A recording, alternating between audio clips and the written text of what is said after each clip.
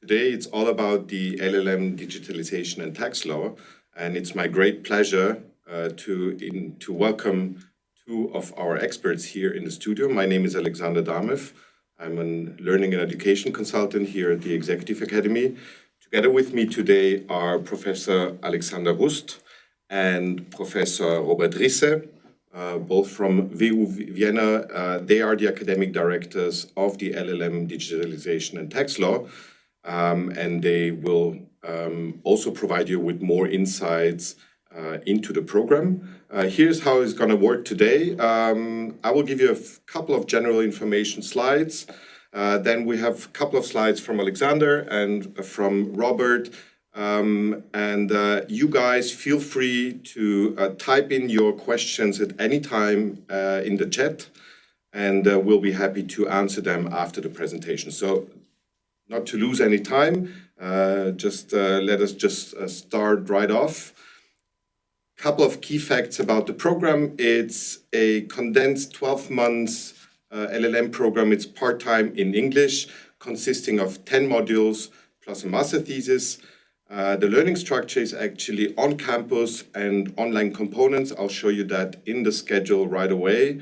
You have the tuition fee and how the whole learning journey is designed in a way that we have the modules where you get all the insights from the faculty, from your peers during the program. You apply all what you have learned in the modules right away, ideally during the case studies and the assignments in the program, and then at the end, eventually will integrate all the skills and what you have learned in the master thesis. So this is, in a nutshell, the learning journey. The module structure and didactical design allows you to do the program while staying in your demanding jobs. We achieve this in a way that we have a core module so this is basically the time you are on campus, and before each module we have a pre-module period, and after each module we have a post-module period. So you have enough time to prepare for the modules, then spend the times either on campus or online with the faculty and your peers, and then apply what you have learned in the post-module assignments. We recommend for time management purposes to allocate between 10 and 15 hours a week, just to keep in a learning pace throughout the program. Here is to illustrate the structure. As you can see, the program starts on September 13th this year. The first module in September is on campus. Then you go through the program with live online sessions, and then the last module in July 24 will be on campus again. So it's basically a great design to meet the working schedule of our students, so you don't have to travel so much to campus or spend time on campus in the classroom. Who are we looking for? What is our target group? So mainly people working in the tax area, advisors, managers, directors, but also more, as I understood, people are targeted with this program, Alexander. Yeah, that's true. So the primary target group is, of course, everybody who works in tax advisory, in the tax administration. But in addition to this, we also invite engineers, people who are familiar with business process management, people who do informatics, to get the necessary tax knowledge to speak to the tax people. So the goal is to get the tax people familiar with business process management and blockchain and data mining and so on, and the people who are already familiar with the field of engineering, to get them up to a level sufficient to talk to the tax people so that everybody speaks the same language at the end of the day. Yeah, and additionally, we have to give now the push to everybody here, because the discussion about ChatGPT. It's might be a marketing tool, you should say, but honestly, a lot of organizations around the globe are now stepping on this exercise, And this means, for sure, this will be one of the content for us as well. And get prepared means, yeah, ChatGPT is a nice tool to apply, but in the end, believe me, you have to have the ability to understand what you're talking about. And therefore, from my perspective, it starts with people, it starts with processes and technology data. And only in this sequence of the row, you are able to apply ChatGPT in the right manner. And therefore, you are kindly invited to join us, because this is our aim to go. Okay, thank you very much for now. So as I understand, so the group can be quite heterogeneous as well. So Yep. a lot of peer learning going on through the modules. Okay, great. So guys, here you can see just an average on the last 3 intakes in terms of the class profile. And what really strikes here is the international proportion of our students, meaning non-Austrian students. So expect to have a highly international peer group and with seasoned and experienced professionals in the program, where you can learn a lot from each other. I mentioned the peer learning is an essential pillar of the learning experience. Couple of facts regarding the main deadlines and financing options. That's obviously a vital question when planning for such a program. Don't worry, you can find all this information not only on the website, but we will also share the presentation with you after this info session. So the regular fee is 25,000 euro. You can apply. So we have an early bird until May 16th. The early bird is 3,000 euros. So that's a fixed and guaranteed reduction you can have if you apply until the deadline. You can then apply until the general application deadline, which is end of June, and either apply with or without a scholarship. If you apply for a scholarship, mind that these can cover up to 25% of the tuition, and of course the payment can be divided into installments, so you don't have to pay the whole tuition fee at the very beginning of the program. A remark for people who are working in Austria and paying the taxes in Austria, you can fully deduct the tuition fee of this program and have a significant tax advantage and get some money back from the states. And not only in Austria, take a look at the tax system in your country. So there are many countries which allow the deduction of fees for LL.M programs in the tax return.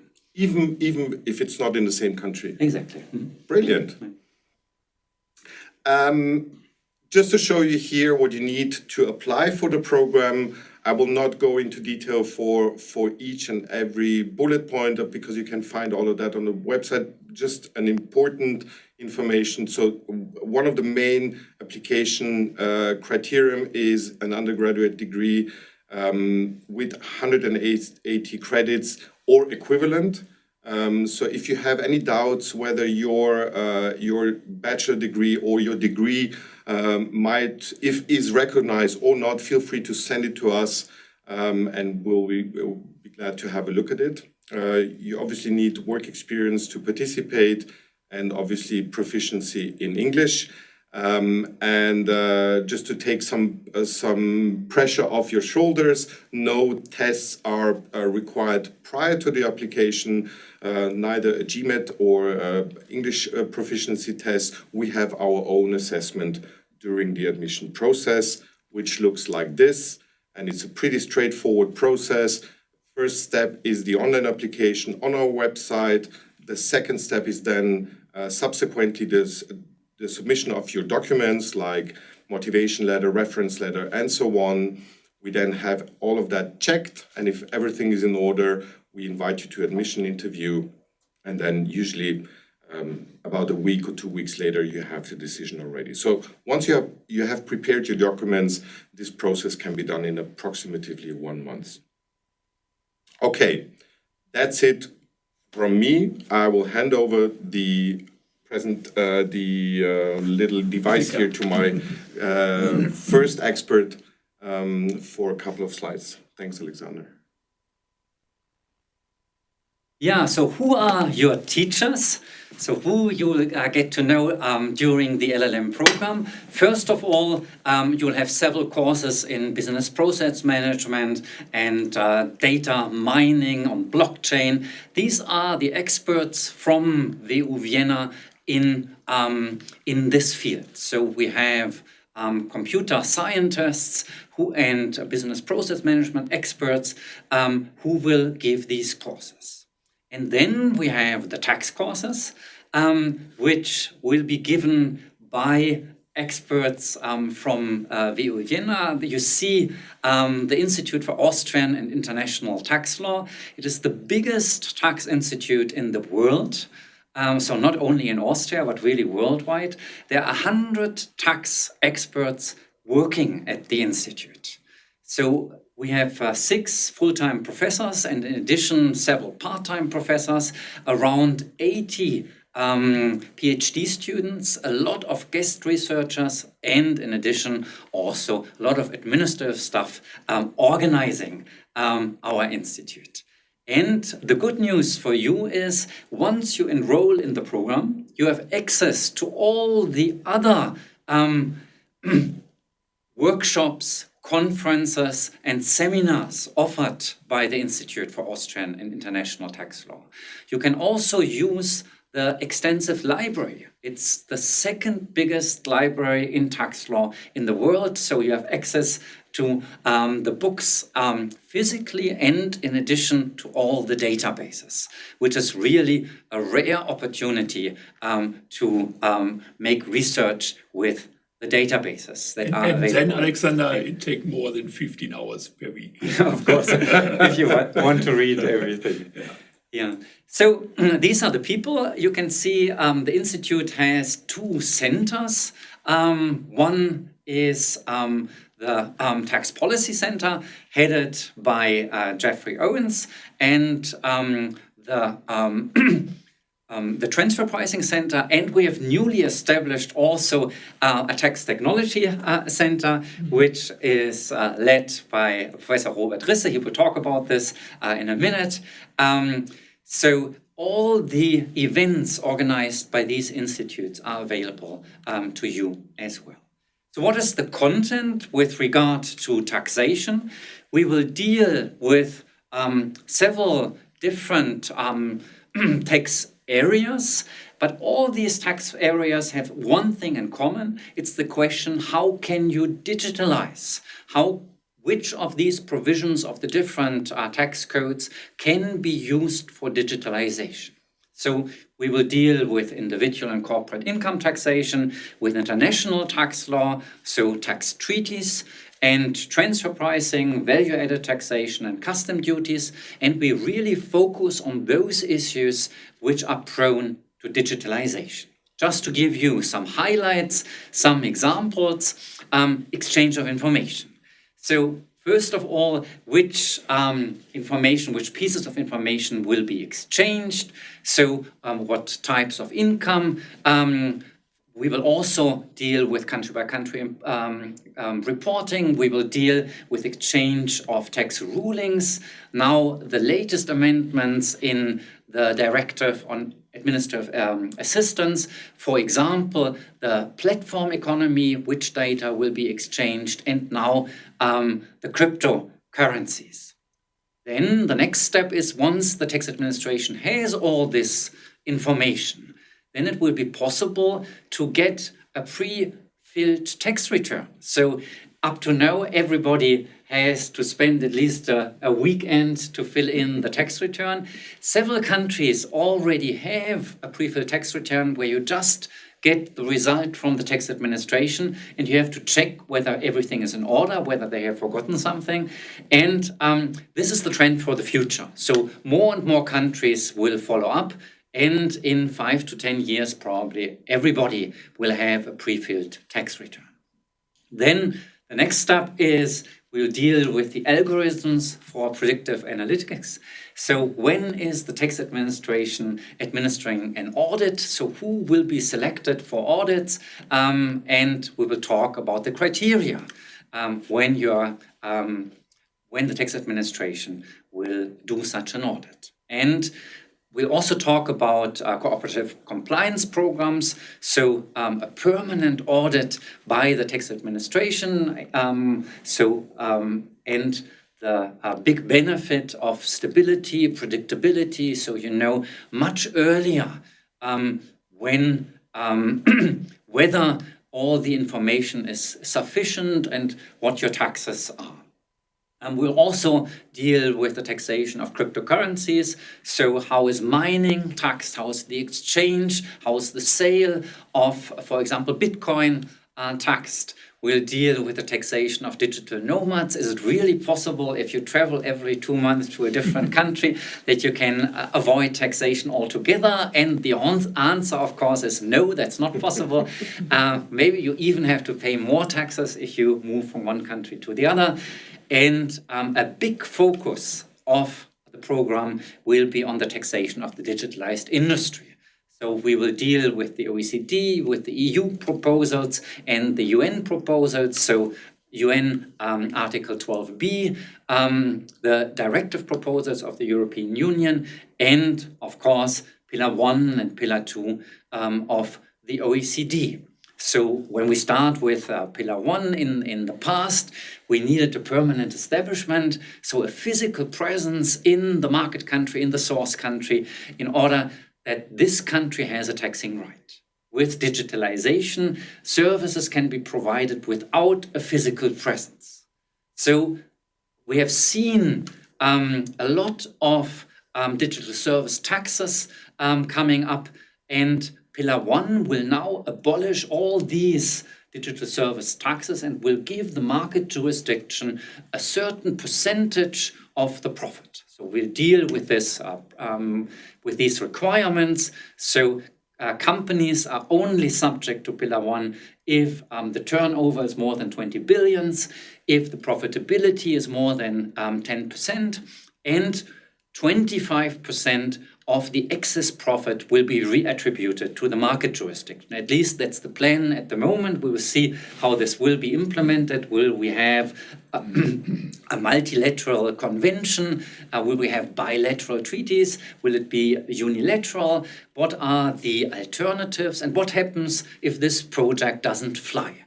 Will we be back with digital service taxes for everybody, for all companies, even for individuals? So these are the topics that we'll deal with. And of course, Pillar 2, the minimum tax, so a global tax of at least 15% in every country, which will be levied at the level of the ultimate parent entity, and as a backup, the undertax payment rule, and for the developing countries also subject to tax clause in the tax treaties.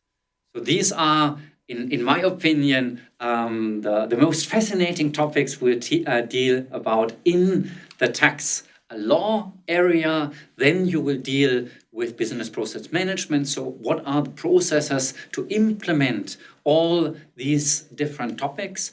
And after you have done the courses in business process management, we will have a get-together. So everything will be repeated, will be applied in case studies by my colleague, Robert Risse. Yeah, thank you very much. Oops, Alexander. Yeah, doesn't matter. So it's going up here. So yeah, dear ladies and gentlemen, this is a perfect introduction in the complexity we have to drive. So the complexity is then solved by my lectures. Or yeah. So, and if you look to what Professor Rust alluded to, and if you look what is disruptive to come in terms of what type of technology we can have here. So you see here we have a lot of topics: documentation, automation, connectivity, electronic marketplaces. So I think if you look what the economy is doing, I'm not going for each and every, you have a huge variation of digital tools, of technology which can support, and at least, you know, you see the right in the middle, ChatGPT 4.0, that's the professional version of GPT you can run today. What is it? I think my first glance on this is a great supporting system we have to learn, and we will integrate this into the lectures. And be sure, what does it mean? It is that the tax consultant, customs consulting services will be changed significantly, because you will have all these supporting systems in this new area of work. And to bridge a little bit what Alexander said before, if you like to convert tax law sentences into data, it's called the Rule as Code, for instance, an initiative of the OECD 4 years ago, then you have to look at the different sources where data are coming from and to the regulations. And if you combine this, you have quantitative data, transactional data, as it is here, ship from, ship to, invoice data, whatever. And then you have qualitative data in terms of you do tax calculations. And if you compare this then to the regulations, then we have regulations which are global, like transfer price, customs regulation, value-added tax for Europe, and whatever.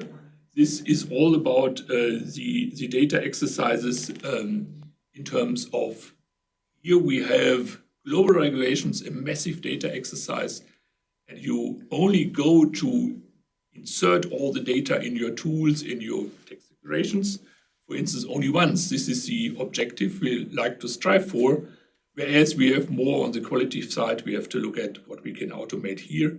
And at least there are some local regulations like business tax, over tax in China, or the US state tax. I think it's a question whether you automate this.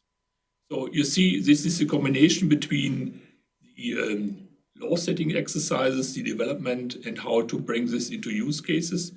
And what are the drivers here is the knowledge. We like to elaborate with you. It's a process. It's apps, software impacts. It's deep dive in, for instance, SAP HANA, EPM, or in Microsoft Azure Cloud Technology, Power Platform. I think there are massive new technologies available in the meantime. And it's really cool to see how they're converting to each other and what's going on for documentation and for application, meaning/use cases. And in the end, it's time to start. Believe me, it's time to start to combine this tax knowledge, which Professor Alexander Rust talked about, with data and execution of automation. I think the phrase is people, process, technology, data. You cannot change this order in this phrase. It's people, it's you. We like to educate you so that you are capable to understand what a process is, and you understand what technology and data impact will drive the first two items to a good solution in the end. That's the program, and happy to get your questions. We are here to answer some questions, and even more happy to see you in campus in the course. Thank you very much to both of you. We are right away open for questions.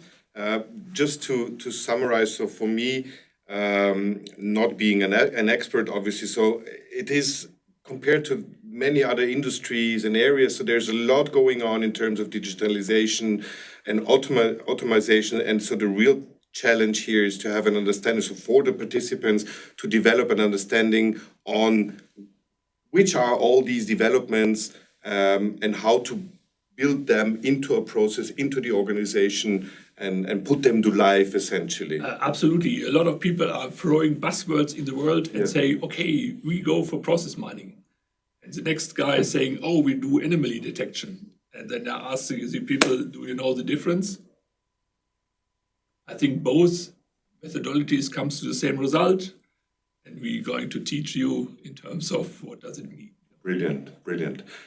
Okay, so we are open for questions, and we hope that we already have some questions here. Okay, so we have one question. Let me read that out. Thanks for the presentation.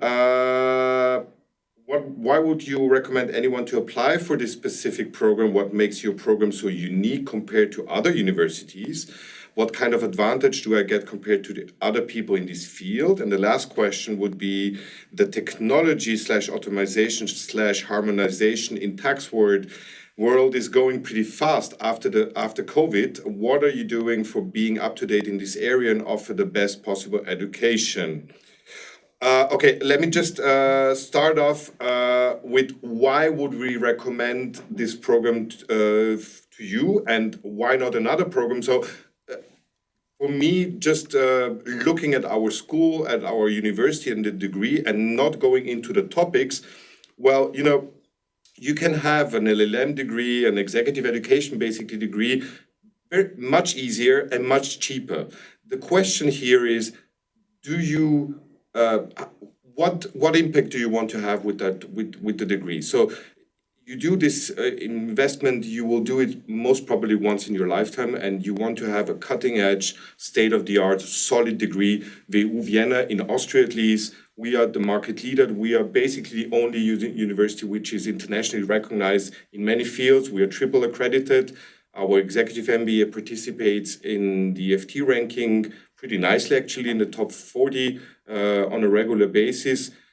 So if you do such a program, as I mentioned before, you will invest, but you will most probably invest only once.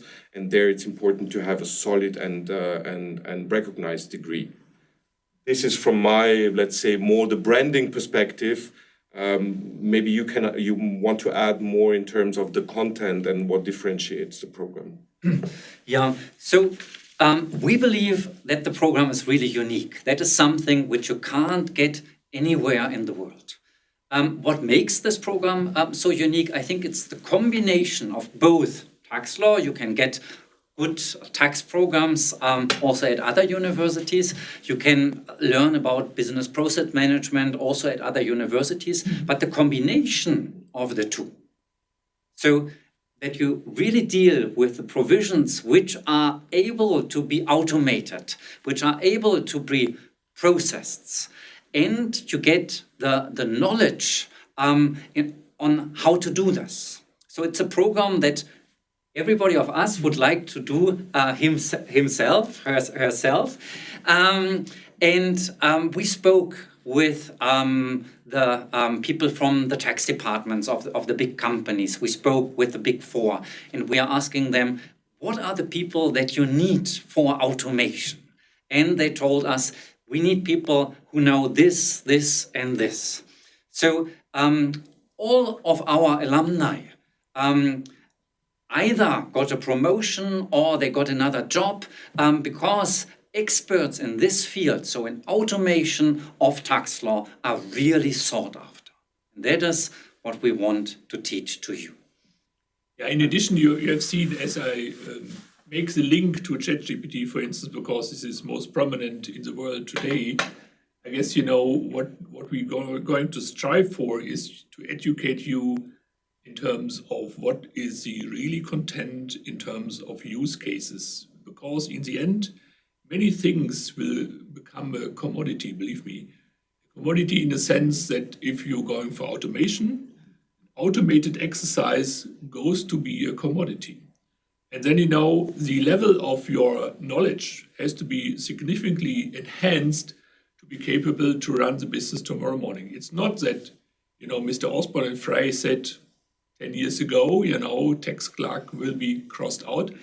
And it's 10 years ago and everybody is there. So I think this disruptive perspective won't be there in the sense that we cross out people. But what is significantly important that you make yourself, after you run the course with us, you make yourself in a position in which you can really go the next mile in terms of you have started at a higher level to develop towards comes. And I think this is the name of the game, and people are short. The shortage of employees is still there. And if you, with us, get to a higher education level, believe me, the market will absorb you in terms of this. We are striving here at the university. We are developing ourselves with you in terms of there are so many new ideas, but to take everything in the right perspective. The right perspective means in the end, it should be a marketable exercise. You have a use case which you can apply, and you have to understand why and what, and not spend too much time to understand what's content. have to educate. If I may add, thank you very much. From my perspective, I've been a program manager for many years previously, and I've been in charge of back at the time MBA classes. And I think it's very similar. This is such a unique journey you embark on. It's such an enlightening and an inspiring environment you come into. So given the fact so many international students, people from around the world with various and different backgrounds, learning from each other, teaching each other, helping each other throughout this journey, I think that also each student is kind of a pioneer for the next programs, because we ask for the feedback. We ask our students in all our programs, actually, what can we do better? What feedback do you have for us? So each and every student is an expert in a specific field, and hence contributes to the learning experience of the fellow students. So I think this also, and then at graduation, people really have changed after this journey. And I've witnessed that, and we would be happy to connect you with former students, and feel free to challenge everything we tell you today. People really change after such a journey. So it's really a one-in-a-lifetime experience you go through. Okay, next question from Sabrine. Thank you for the enlightening presentation. What does or how is this LL.M offering that the CIOT diploma tax technology diploma does not? Looks like both curricula are quite close. Are you familiar with that? We take, of course, a look at our competitors, and we believe that we are really unique. First of all, the quality of the teachers is really top-notch. And in addition, what we think is the combination of the business process management, data mining, blockchain technology with tax in these use cases. So where you work as a team, where you implement everything what you have learned in both fields, and then you try to find solutions that you can then use in your practice afterwards. That is something that competitor programs don't have. Yeah, and in addition, competitors programs very often try at this angle to force, for instance, participants to program something in Python or in other things, even in R, whatever, or C++. You know, from our perspective, it's nice to know, but as we're talking about standardization, harmonization, tax law, documentation, for instance, you know, if we do or were to do this in Python, then we have different applications afterwards. Second recognition is, if you look, for instance, to Microsoft, they have an annual conference, they call it Ignite. The last one was in August, I guess, last year. Microsoft is saying, hey guys, in 2025, so in 2 years' time, we have a no-code application option for each and everything. This means you do not have to know how R or Python programming is all about. You make a click and get the pieces of program and even click it together. So this means the ease of technical expertise will be there, and therefore, you know, our thoughts were in the very early beginning as we compare the different models and different diplomas around the world, that programming is not needed anymore. You have to get a holistic view what no-code application means, and then we train and make exercises with you how to make it. Yeah. That's, for instance, the Power Platform. I think it's American marketing tool, Power Platform. So this means to ease the exercise of use cases of Okay, thank you very much. We are still waiting for more questions from the audience, so feel free to ask us. Now is the time. In the meantime, I have, I think, a good question for you guys. Maybe we could talk a little bit about the master thesis. Now, I would assume in a program like this, where practice orientation is very important, it's close to the jobs practice. I assume that the master thesis also should have a very practical-oriented approach. Maybe you could talk a little bit about that. Yeah. So our master thesis has around 60 pages to write, and you are relatively free to choose your topic. So if you follow the courses and you are saying, that is a topic I'm fascinated in, I want to learn more about, then the master thesis is the right tool really to dive deeper into this topic. You are guided by the professor from the program, really to learn more about something you are fascinated about, you want to learn more about. And very often, so that we have seen during the last years, is that the LL.M students have a practical problem during their work, and they are saying, this is something what I want to solve with the help of the professor. And very often there are use cases from the company they are coming from, and then they try to develop a professional solution for this. It's the possibility really to deepen your knowledge in the field that you want to learn more about.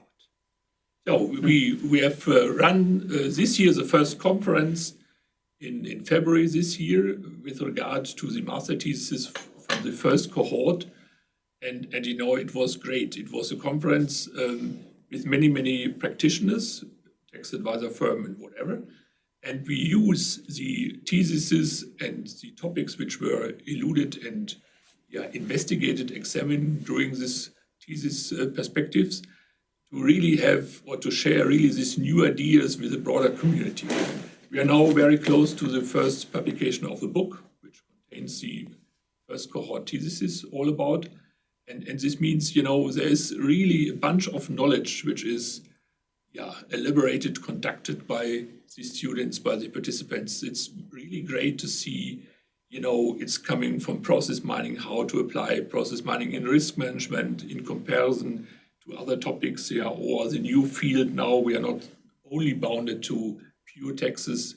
If you look to plastic taxes, CO2 taxes, whatever, you know, how to apply it, how to, for instance, insert blockchain in this or that manner. So there are plenty of ideas, very nice ideas, the participants conducted via their thesis processes.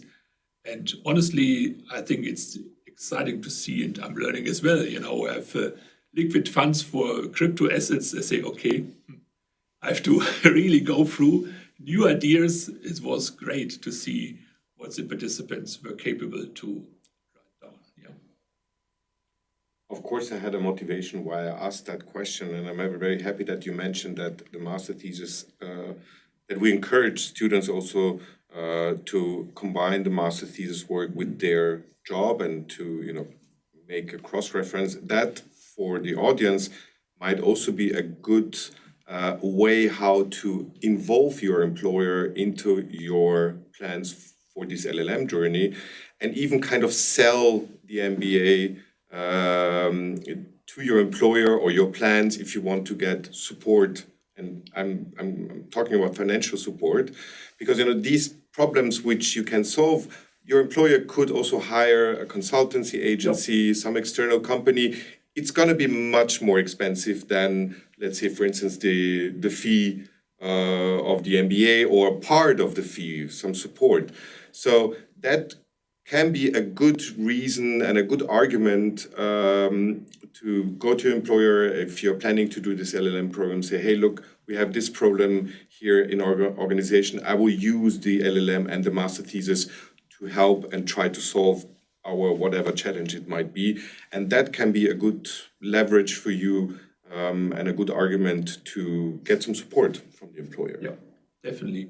Because, you know, we have not only, both of us are lecturing or teaching. I think there are a lot of practitioners coming in, and we have really today, the course is running today in the use case course for VAT and customs, a lot of questions, a lot of ideas. And I think it's always great to see how the different ideas are developed. We have group work today, And in 4 groups, each group has a different solution on this very specific use case you have to apply. And it's cool because the external presenter is writing, so you get something for free. So I think, yeah, it's great to see what the development is all about. So again, learning from each other, giving feedback, also for the professors. Everybody basically learns in that journey. Great. We have another question from Anton. Hi, thank you. Is it possible to manage the program with an economic background, or is it more addressed to legal or law professionals? So the answer is a definite yes. So in the past, we had engineers, we had, of course, business people who had their own company and wanted to automate it. So there's no legal background necessary. However, you must have the willingness really to start learning. So if you say, I'm not interested in law at all, then that's not the course for you. You must have interest in it, but there's no prior background needed. And silently talking about this, we would say, okay, if you have a computer scientist perspective, he is more capable to learn the legal implications than vice versa. So this means we have great experiences with different people, and this is really the essence of this course. If you have this different professionalism in one course, then you know the outcome is even better than before, because then you do not talk about law, then you talk about computer science, you talk about this and that, or data engineers are there. You know, that's great, because then you get best of both. Yeah. And again, during the group works, learning from each other. So we cannot stress it enough. It's really a learning journey for everyone. Okay. We still have about a little bit more than a quarter of an hour. So if there are any more questions, feel free. Maybe we can talk a little bit in more detail about the application process. So I mentioned there is an online application. Then candidates submit their documents. And then ideally, you have an admission interview. What happens during the interview? So during the interview, we want to learn a little bit more about you. So what is your background and why are you interested in the program? So for us, we will check whether your English language skills are sufficient to follow the courses. And of course, we want to see your motivation. Are you really interested? Are you capable of following the courses? So that's what we want to test during the interview. Yeah, absolutely. Yeah. Because, you know, taking once more today's example in the workshop, I think it's really lively, and therefore you have to be capable to follow the discussions, because then you get best out of it, what I said before, and this we like to see and test brackets, to see whether you are capable to follow, and your motivation is a clear indication that you are part of the success of the course. I often get the question, is there an assessment center? Is there, so also for other programs, how do we assess whether people can follow the course? Do we give them a case study and ask them to, or is it just a conversation about the motivation, the professional background? Just the latter. So it's not that we send case studies around and then look at it. It's more the verbal communication. Okay.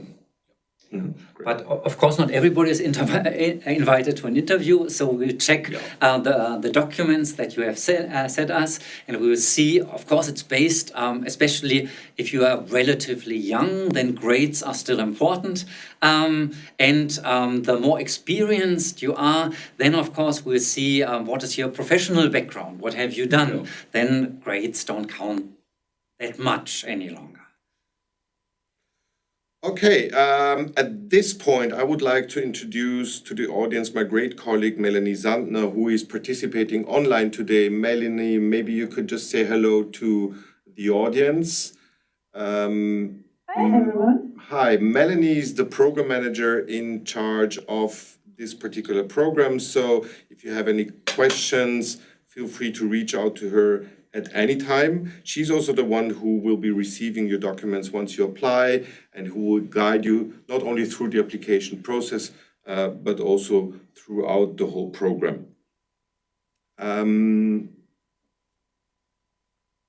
Melanie, is there any topic I have missed or skipped?